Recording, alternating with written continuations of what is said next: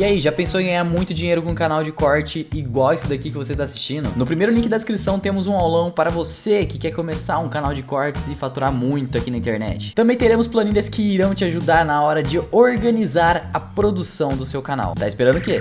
Entendeu? E outra coisa que eu queria que você explicasse é sobre ai meu Deus, sumiu, como é que fala agora? O imobiliário? Fundo imobiliário? Fundo imobiliário, isso. Como ele funciona? Em termos práticos, assim. Se a gente for pensar em um fundo de investimento no geral, imagine um condomínio de investidores.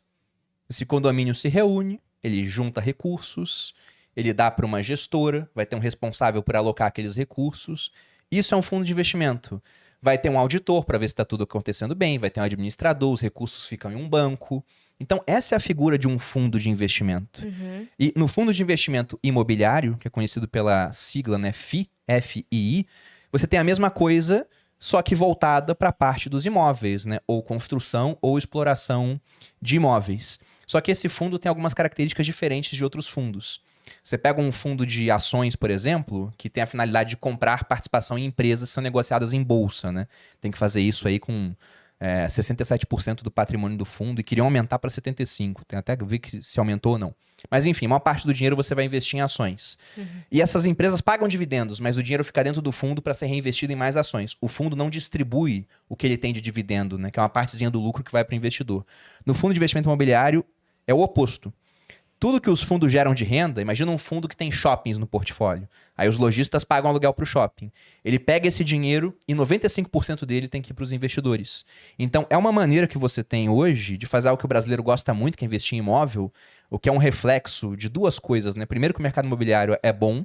Né? Nos Estados Unidos é um dos mais lucrativos do mundo. E aqui no Brasil, como a gente tem um histórico de inflação muito grande, era uma forma de se proteger, comprar terra. Ter um bem. Porque o preço ele acompanharia um pouco a inflação. Uhum. Então você consegue investir em imóveis, só que de uma forma muito diferente da tradicional. Porque comprar um imóvel não é barato. Tanto que a maior parte das pessoas faz o quê? Cabeça. Financiamento. E aí você aloca um dinheiro que você não tem, assume uma dívida gigantesca em um único empreendimento, que é aquele imóvel. E se aquilo tem um problema? E se de repente você tá morando naquele imóvel, mas a vizinhança passa a ficar muito ruim. Ele desvaloriza e todo o seu patrimônio tá lá. Fundo imobiliário, não. Você abre um bar ou uma igreja do lado, e não porque esteja falando mal de qualquer uma das duas coisas, mas abriu, a gente sabe, o valor do imóvel automaticamente diminui. E aí, de repente, você fez uma puta casa legal, o terreno é bom, mas você não consegue alugar, não consegue vender. Porque ninguém quer morar do lado, porque faz muito barulho, muita bagunça. Exatamente. O fundo imobiliário, e se for vender, não vai vender rápido. Não. Porque não, é e vai pouco ter que líquido. diminuir o valor. Exatamente. Fundo imobiliário, não. Além dessa vantagem de você ter uma renda mensal entrando no seu bolso, que é isenta de imposto de renda. E pensando, né? Vamos supor, você comprou um imóvel de 500 mil e você tem 500 mil para investir em fundo imobiliário, comparando os dois. O imóvel de 500 mil é um único ativo. Com 500 mil você pode comprar participação em todos os fundos imobiliários da Bolsa do Brasil. Que por mês vai te render quanto?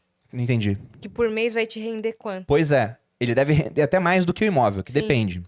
Mas rende bem, né? Vamos botar que ele renda a mesma coisa. Tá. Só que aqui você paga imposto de renda. Você pode pagar até 27,5% de imposto de renda. Tem o trabalho de lidar com o inquilino diretamente. É você que tem que fazer isso. Ou você contrata alguém, mas já perde mais dinheiro por conta disso. Aqui você ganha o dinheiro isento de imposto de renda e você em si só tem o trabalho de entender se você vai continuar sendo dono daqueles imóveis ou se vale a pena vender alguns para comprar outros. Sim. Então todo o trabalho é terceirizado, você consegue diversificar o seu patrimônio e consegue ser dono de tipos de imóveis que pessoas comuns não conseguem. Ou você conhece alguém que é dono de um shopping, né? Sem ser por fundo imobiliário. Hoje em dia eu até conheço, mas é o cara que é bilionário, Sim. Dono de hospital, dono de faculdade, dono de fazenda. Aqui você pode ser dono de partes de todos esses imóveis e construir um patrimônio muito diversificado. Teve um cara que escreveu aqui que pega o dinheiro do fundo imobiliário e investe em Bitcoin. É uma boa, eu acho, né? Lógico que tem que ver as proporções da carteira dele, né? Pra não ter nem muito, nem pouco. Mas eu acho interessante. Tem um viajante que disse que ele tá assistindo a gente da Argentina e diz que os imóveis por lá são dolarizados. Pois é, Sim. porque ninguém mais negocia imóvel em peso, porque muda todo dia, pô. Na verdade, a maioria dos negócios lá são feitos em dólar. Não negocia muito em peso. Aqui Meu no irmão Brasil já mora lá, tivemos também. Teu irmão mora lá? Sim. Aqui no Brasil já tivemos isso também, imóvel negociado em dólar. Porque chega um ponto onde a moeda lá, ela é tão pouco estável que você não faz mais contas naquela moeda, né? Sim. Uma das características da moeda, a gente falou de Bitcoin, por exemplo, eu entendo que o Bitcoin vai ser uma reserva de valor.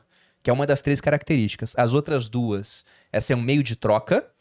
Foi assim que a moeda acabou surgindo na sociedade.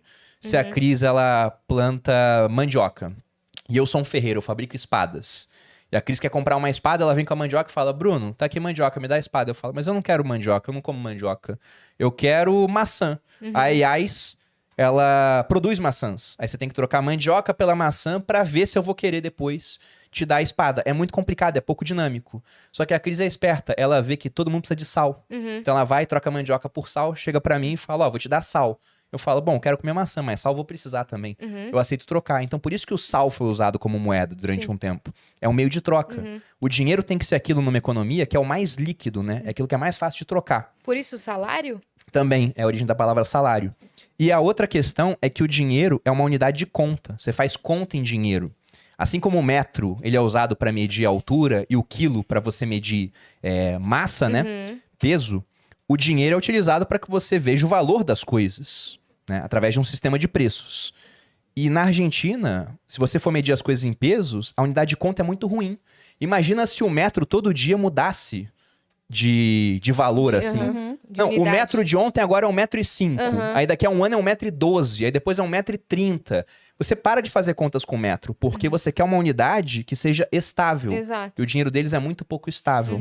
E o nosso também, né? Não é um primor de estabilidade, mas ainda é melhor do que o deles. Sim, Aí por isso que usam dólar, porque é muito mais estável. sim.